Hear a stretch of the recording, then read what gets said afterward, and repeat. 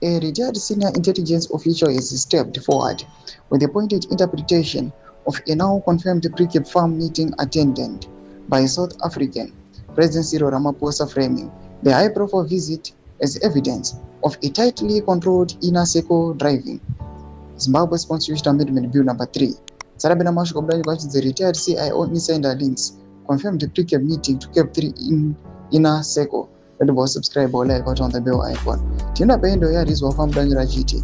The visit widely documented through images and videos circulating on social media showed Cyril Ramaphosa touring Precabe farm alongside a select group of Zimbabwean business and political elites.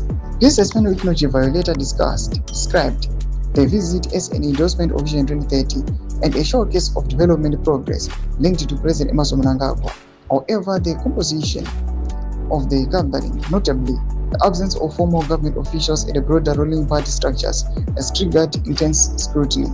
In a statement authored under the pseudonym retired CIO Shepard Beswe, the retired intelligence figure argues that the confirmed meeting aligns precisely with the long-held concerns about who is truly shaping CAB3. In quotes, the recent meeting at Precabe Farm was not a routine gathering, the statement reads. It was a convergence of a tight inner circle, the real custodians of CAB3. According to the retired officer, those present at the Precabe are not merely supporters of constitutional amendment, but its originators, individuals who felt threatened by the 2013 Constitution and have since worked to reconfigure it. The insider contrasts the exclusivity of the Precabe gathering with the conspicuous absence of senior ruling party and government figures. In a direct message to party officials and political actors now publicly defending CAB3, the retired CIO figure argues that many are participating without having shaped the process.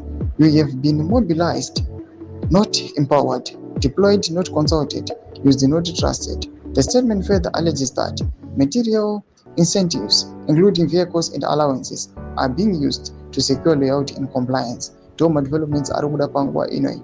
In comment section, medu za fungira any more kulipa msoro pe chitu ichi. So subscribe or like, hit on the bell icon.